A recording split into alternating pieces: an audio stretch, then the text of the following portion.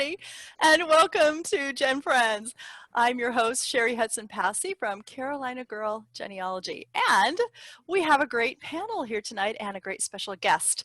Laura Hedgecock's here from Treasure Chest of Memories. Hey, Laura. Hi.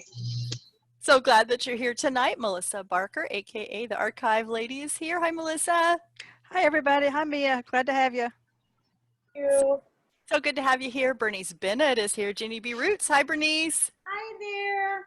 Good to see you. Mary Kircher Roddy is joining us from, where are you joining us from, Mary?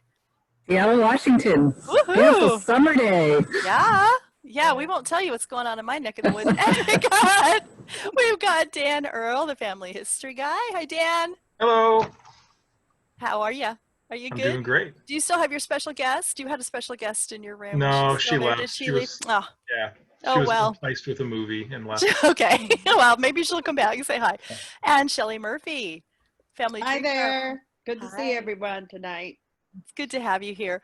We are really excited to have Miya with us tonight. Miya is coming to us from Polynesia, it looks like, right? Miya Jensen, aka the Polynesian Genealogist, has come to talk. I am so interested in this.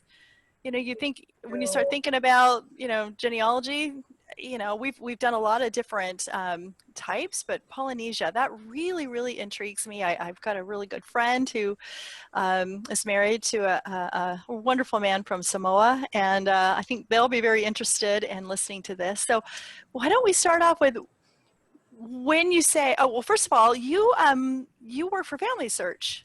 Is that true? Yeah. Mm-hmm. Yeah, and it's the what is it, the Polynesian Oral History Project? Is that? So yes, that's a great question. So I have been hired to be an analyst to research the oral genealogies of Oceania and to also look up record types and help That's so cool. identify, thank you, yes, to help identify what records we could possibly obtain at FamilySearch to help better the experience for Oceania Yeah. all over the world. So yes, I love it. That's great. Well, so is the basis to Polynesian genealogy then the oral history? I would think a lot of it is written down. So that's where you would get started then, is oral history? Yes, and so, well, in more recent times, we do have a lot of written records. For example, Hawaii, because Hawaii is the state, we do have quite a few written records there from when Hawaii became not only a state, but a territory. But then previous, pre-contact, pre-European exploration and whatnot, we were mainly oral society, and that's consistent throughout the entire Pacific and not just for Polynesia. So that's what I've been trying to understand better and to crack. And but mainly, I realized in my research that a lot of people in Polynesia believe that their oral traditions are not valid because they're not written down. And but I want to change that narrative and be like, no, this is part of our indigenous and authentic family history. Oh, sure, yes. It needs to be embraced, and we need to change that narrative and remember what our ancestors have provided for us already and embrace it and run with it. Oh, that's wonderful. So is there a project or is there recordings going on, or are they interviewing people and getting those stories down? Yeah, that's a great question. So part of my job is identifying what oral gen traditions are still out there and possibly having our company, FamilySearch, go out and help to preserve those oral genealogies. Currently, we're not doing any of that right now in the Pacific, but we do have some previous collections from way back in the day that have been conducted, and we do have those available. But yeah, it's not really going on right now. Okay. And I think that needs to change. So, oh, definitely. So when we're talking about that, we're talking about Samoa, Tahiti, Hawaii. Yes. Fiji. So, exactly. Yes. No. Exactly. So Polynesia is one of 3 types of island nations in the entire Oceania. So we have Polynesia, Melanesia, and Micronesia, and FamilySearch wants me to focus on all of them and find out and scope each type of tradition and oral genealogy, their nature. That's really cool. I love that. I love that. Yeah, I love it too. I don't think there's, I just see that this is a huge need, and that's part of the reason why I Oh, love it yes. anyway. So, yes. Mary, did you have a question? Yeah. I did. So, could you? I saw Mary. We saw you waving. I forgot about the chat box. Okay, sorry. Okay, so I've heard those terms, Polynesia, Micronesia. What is the distinction for the geography challenged amongst us? Sure, that's okay.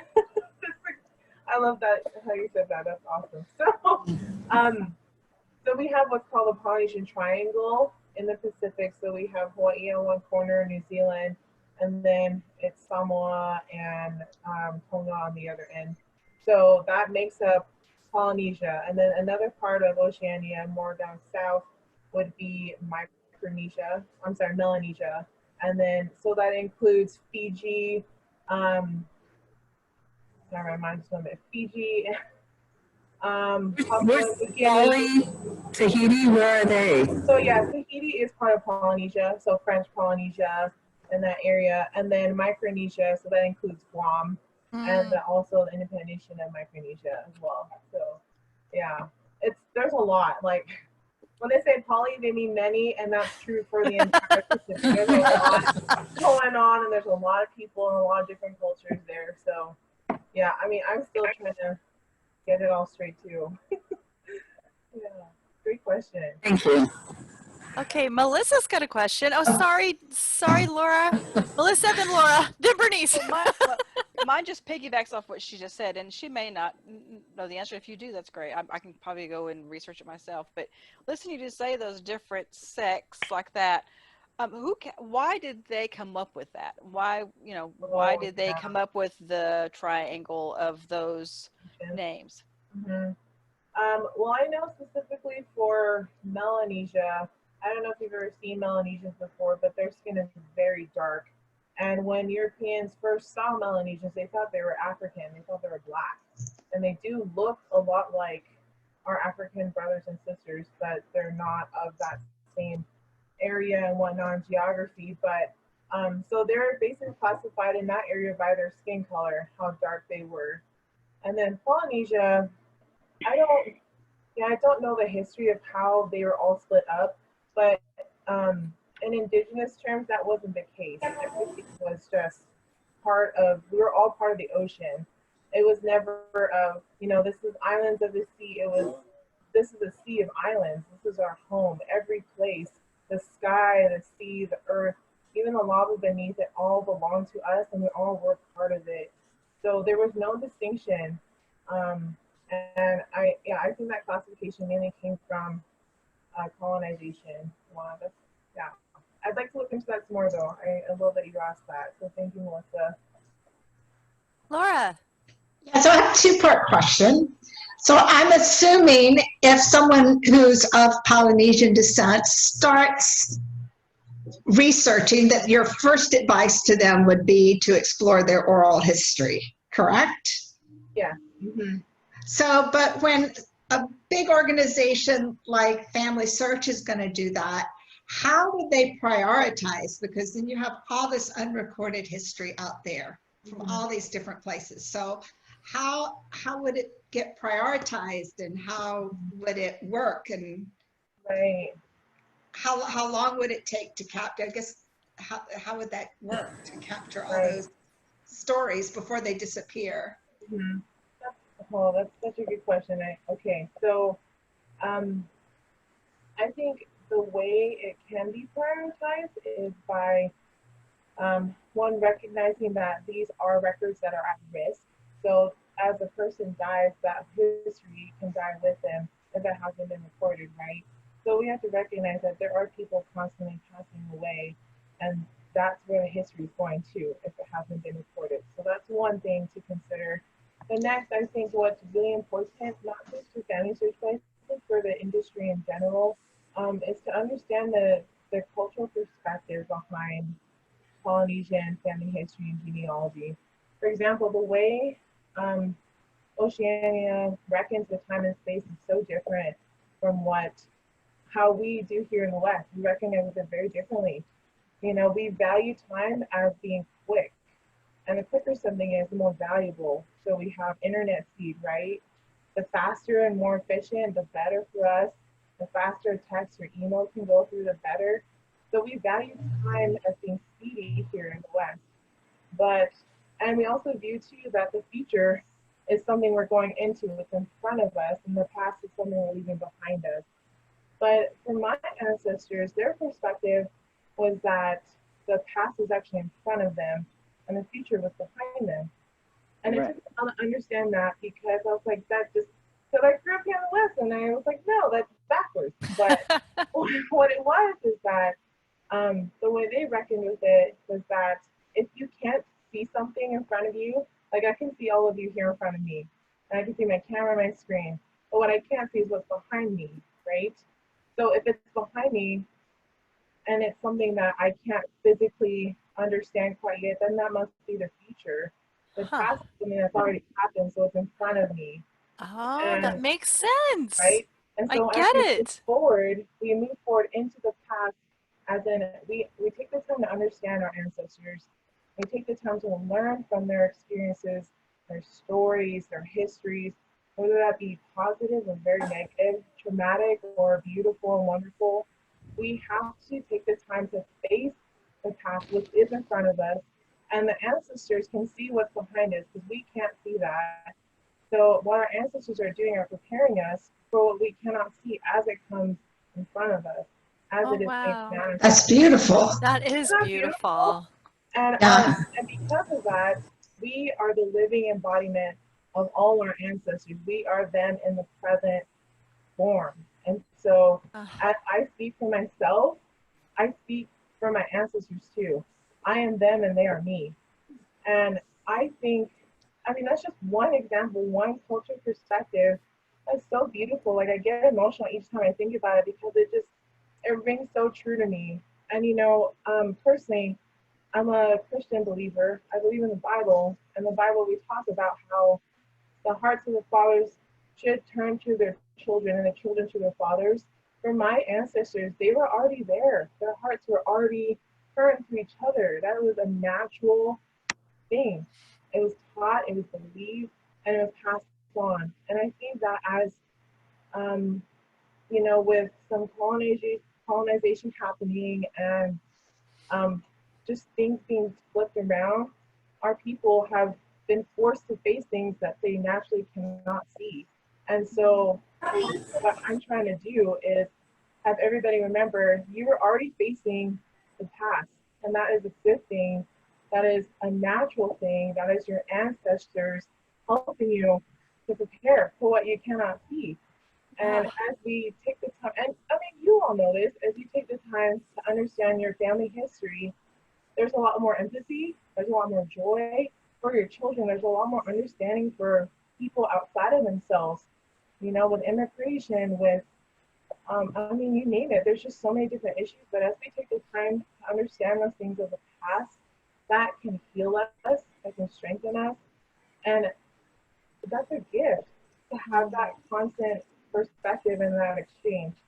So back to your question, Laura, I think that what it really takes is not just for my company, FamilySearch, but for the entire genealogy industry to understand these kind of unique and wonderful perspectives and inviting them, and then creating spaces not only where it's safe to talk about, but spaces that are safe to also cultivate and preserve these kinds of perspectives.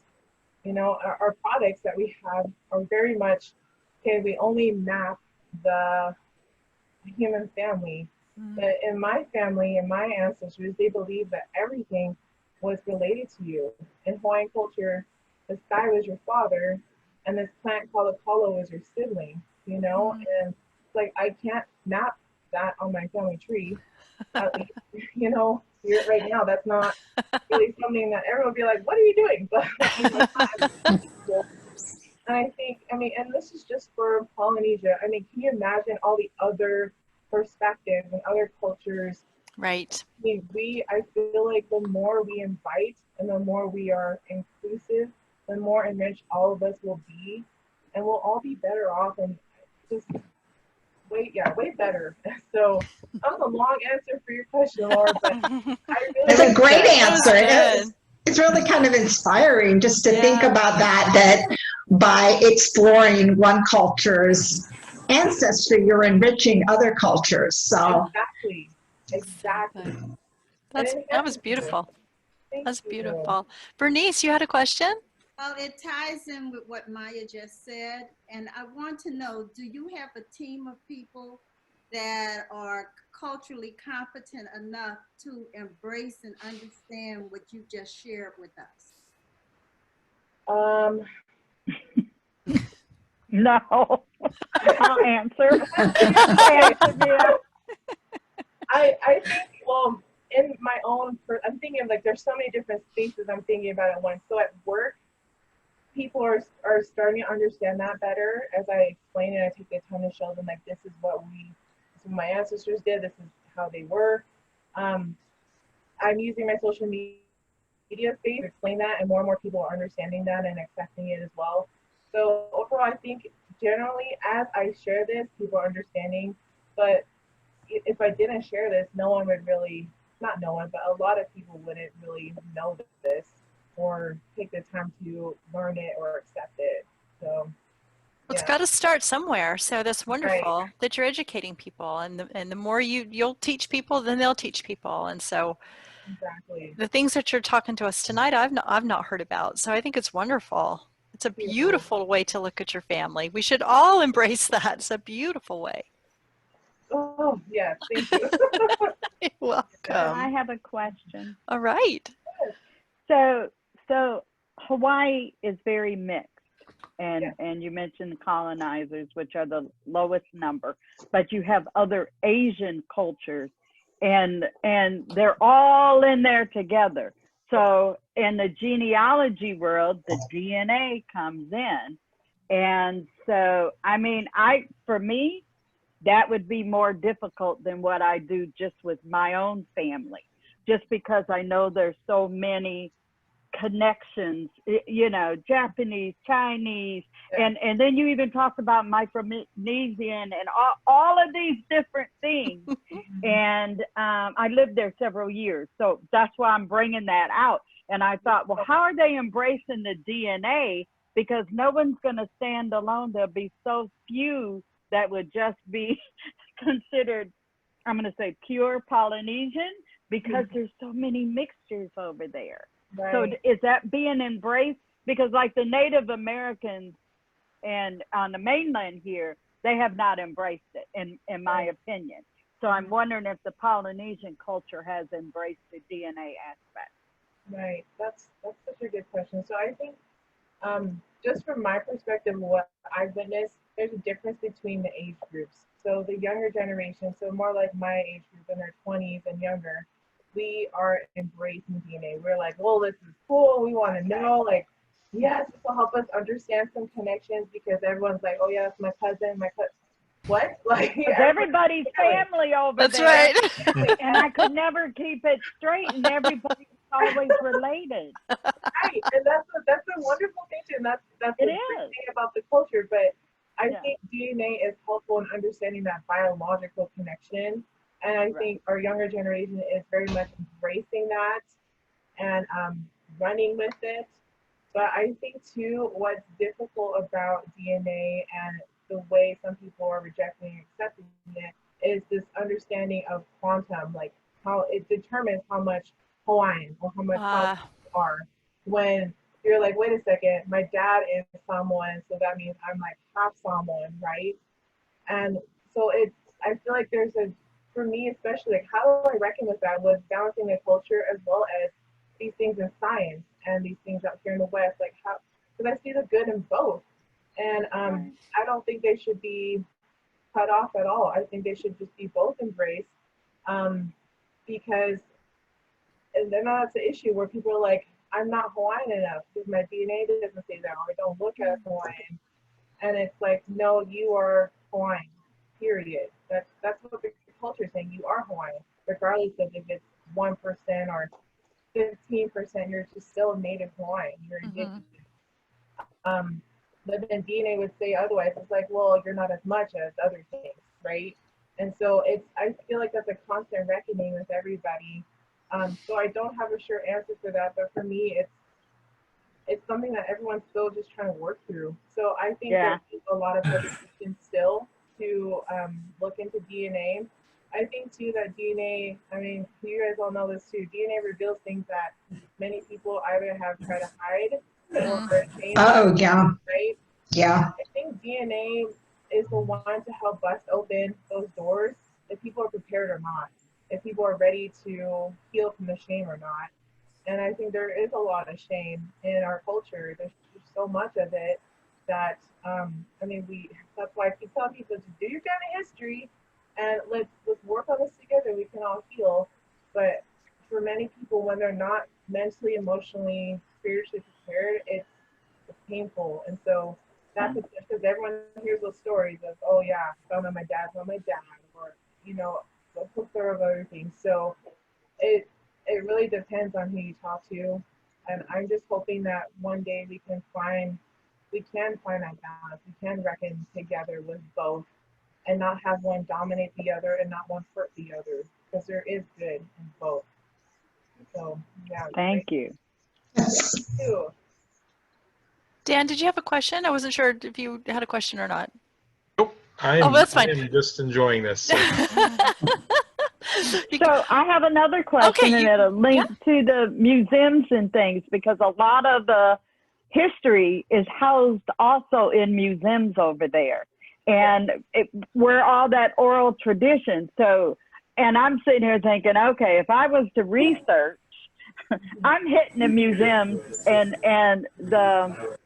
I'm going to say like sacred places, but you know, a museum is a place to go in and things like that. Someone's got background. Yeah, I was hearing that. I don't know where that came from. Yeah. I don't Laura's either. is extra loud coming in my ear.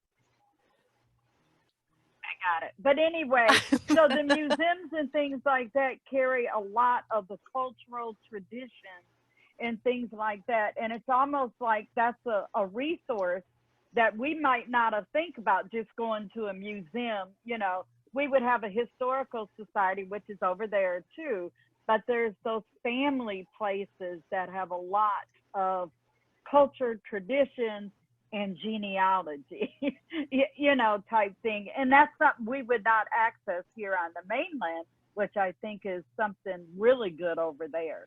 So, and I can only speak for Hawaii, so I don't know anything about the other islands. Right. And I love that you brought up that the museums are a cultural resource, because they are. I love the museums there. I love the archives and libraries they got going there, because they really are trying to capture and preserve these wonderful traditions. I think one thing that's important too to remember is that Polynesian people, or just Oceanic people, they are living embodiments of history, period. You know, they do the hula, they chant, they dance, they do tatau, which is tattooing.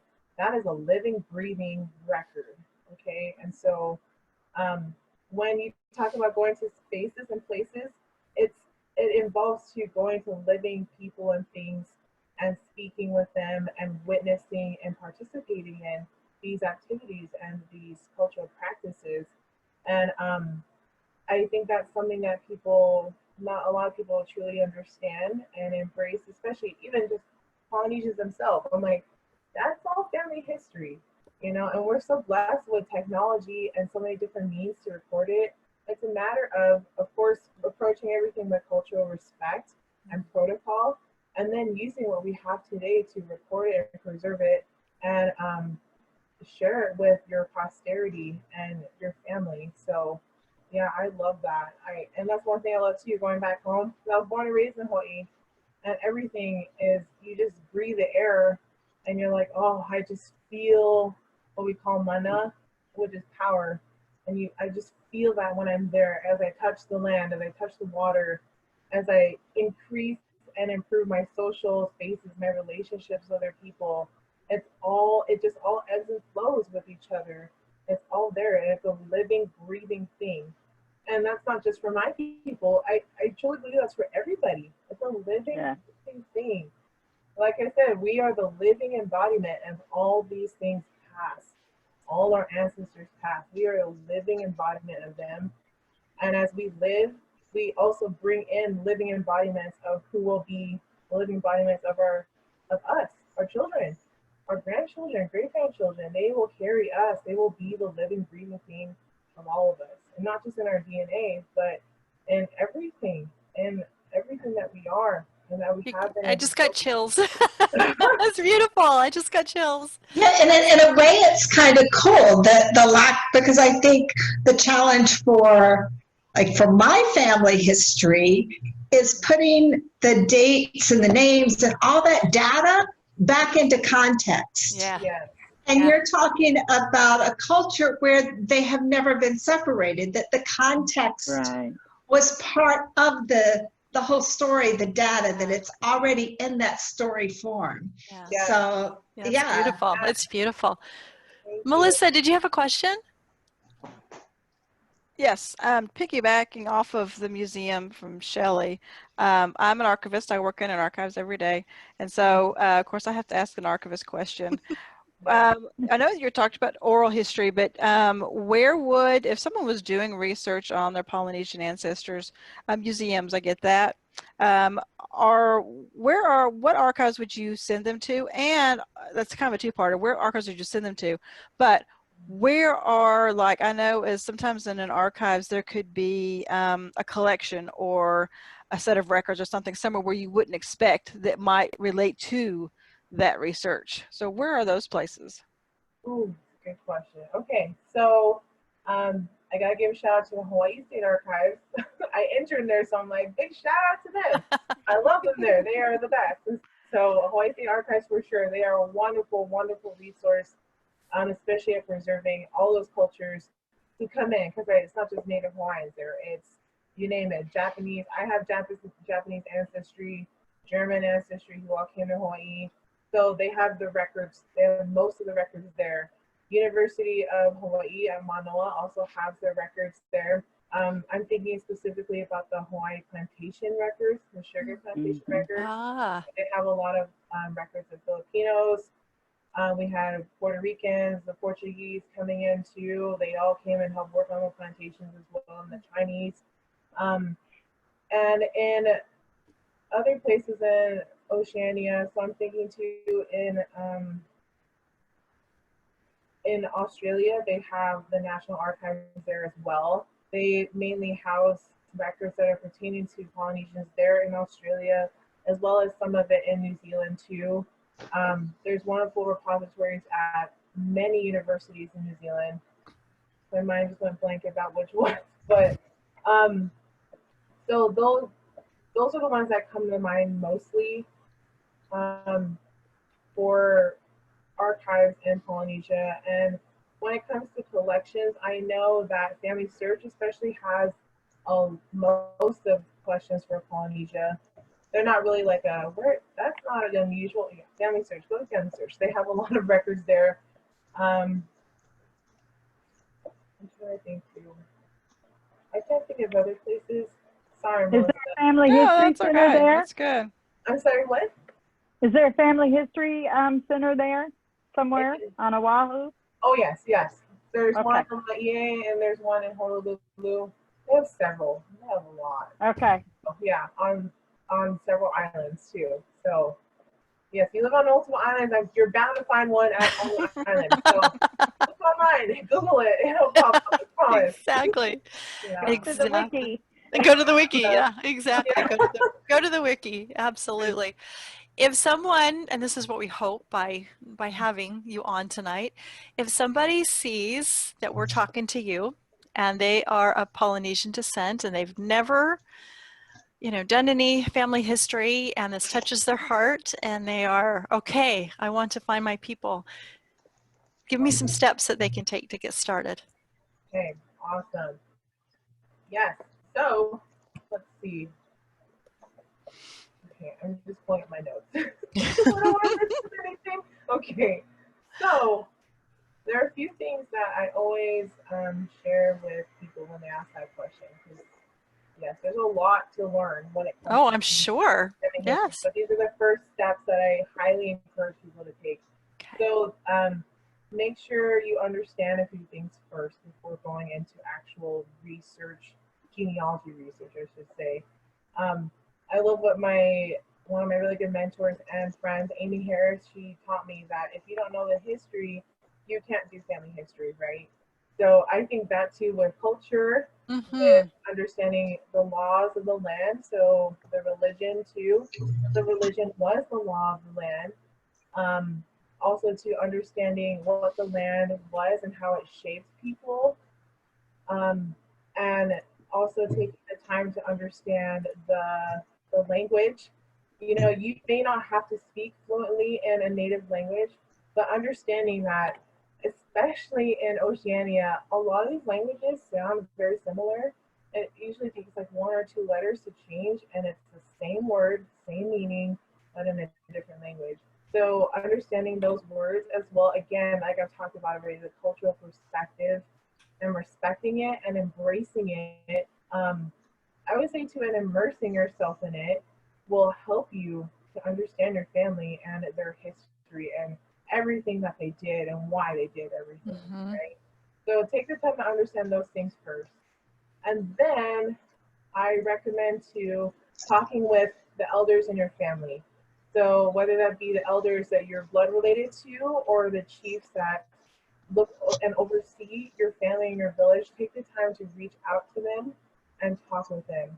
So what can be viewed as very difficult in a Pacific Island research is how heavily guarded genealogy is, because the thing is, genealogy wasn't just a nice hobby or something you're like, I'm gonna do this and I'm gonna have fun, you know, like, and there's nothing wrong with that. That's how I got involved, right? But looking at my culture and my people, genealogy was a function of society. Okay, so it determined who you're allowed to marry, what land you could own, political standing.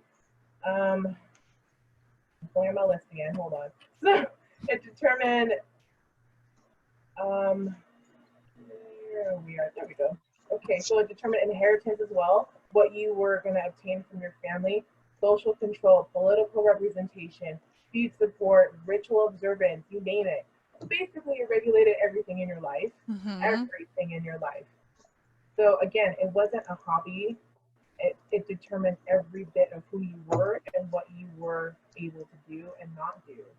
So again, understanding that will help you understand. Maybe that's why Grandpa doesn't want to talk about his ancestry, because there's a fear that someone will take advantage of the genealogy, they obtain it, and then they'll take the land from the family, right? That is a huge deal in the Pacific. And again, just to emphasize a little bit more on land, the land was the scribe of your family. The bones of your ancestors are in the land, and you live on that land that carries the bones of your ancestors. And leaving that land would be devastating. It's like losing a part of you. Like that past in front of you, it feels like, and it is culturally wiped away from you if you don't have the land. So again, that's why it's so sensitive. How, at least that's what we can label it here in the West. That's how I view it. I'm like, this is very sensitive. But I don't view it as a bad thing. That's just the culture. And there's a protocol to address it.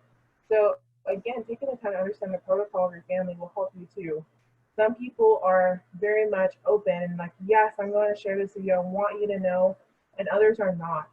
So I think as you go to your families and speak with the elders, that as you share your perspective, saying very respectfully that I am asking you because I just want to learn more about who I am, where I come from,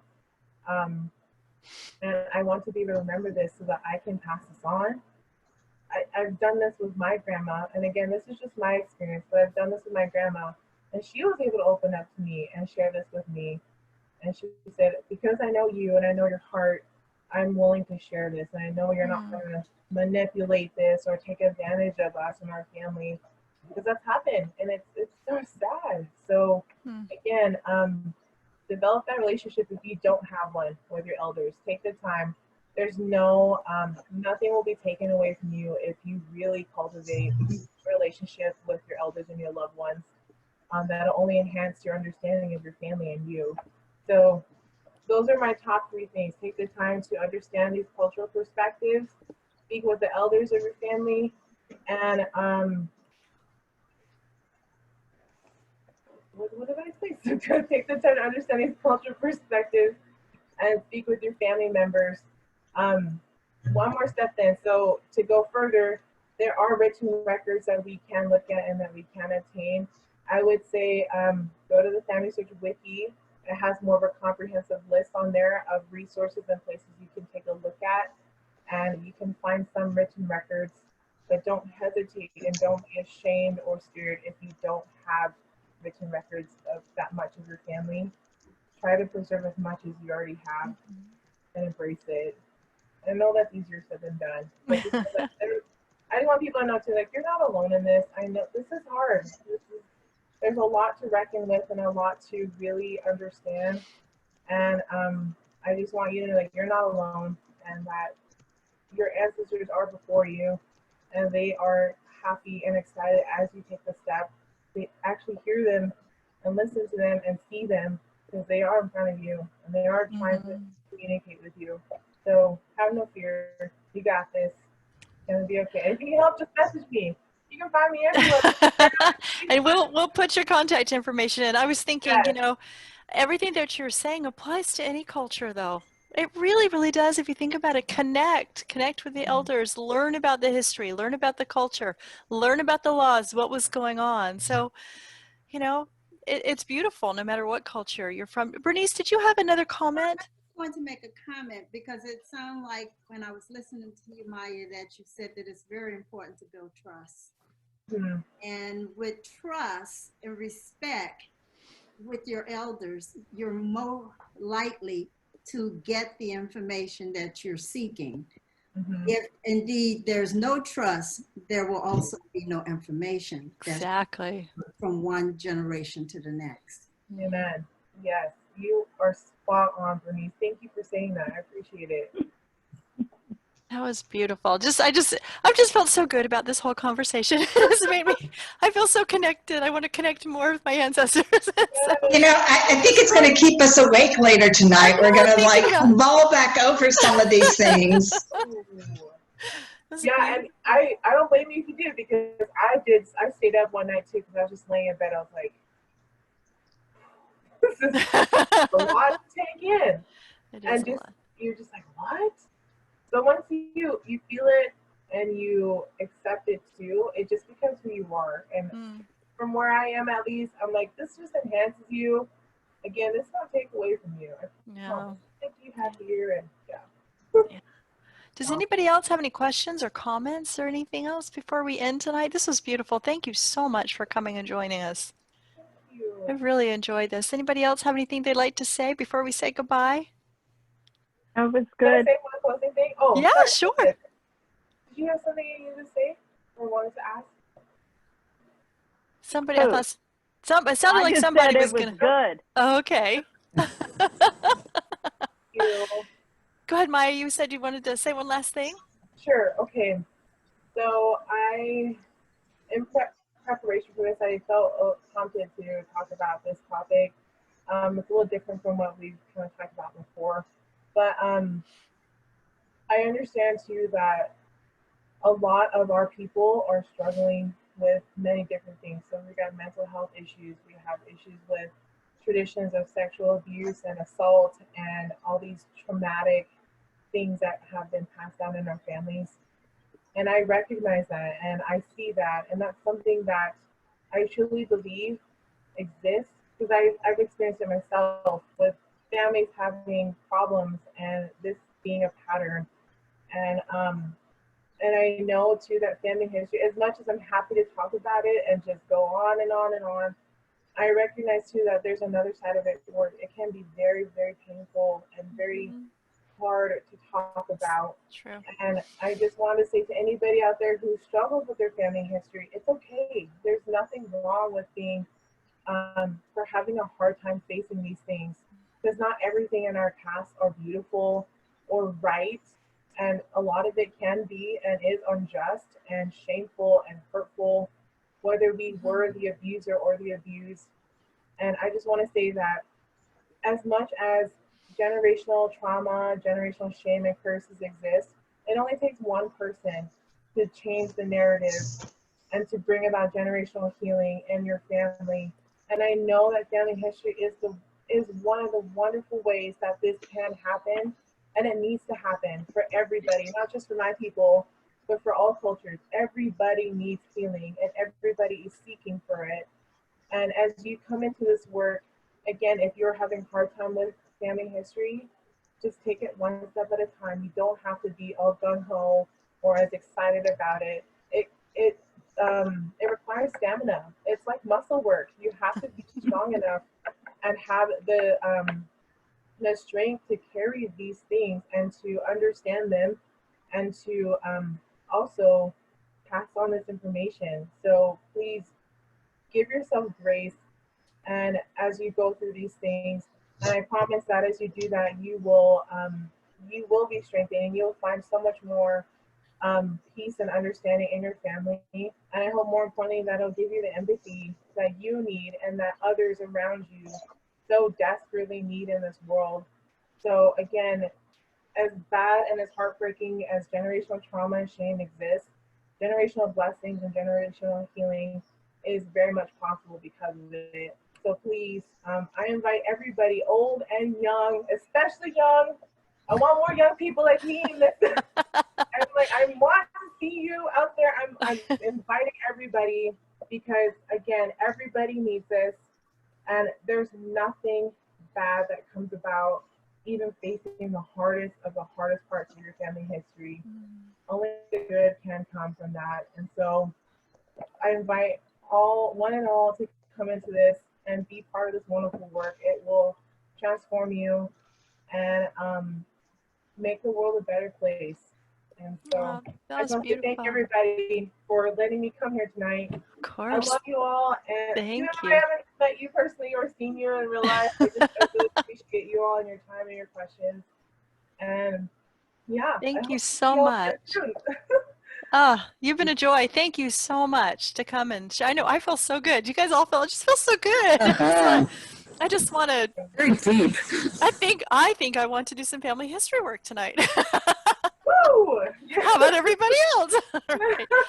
Thank you so much for coming and joining us tonight. We sure appreciate this. And we will have links for people to get a hold of you in both the post, the blog post, and on the YouTube channel as we get this up in a couple of days on the YouTube channel. So thank you so much. And I'd like to thank everybody else on the panel for being here and your thoughtfulness and your questions and your support in the panel and being on GenFriends. And I appreciate it so much. And with that, bye, everybody. We will see you next time on GenFriends. Bye.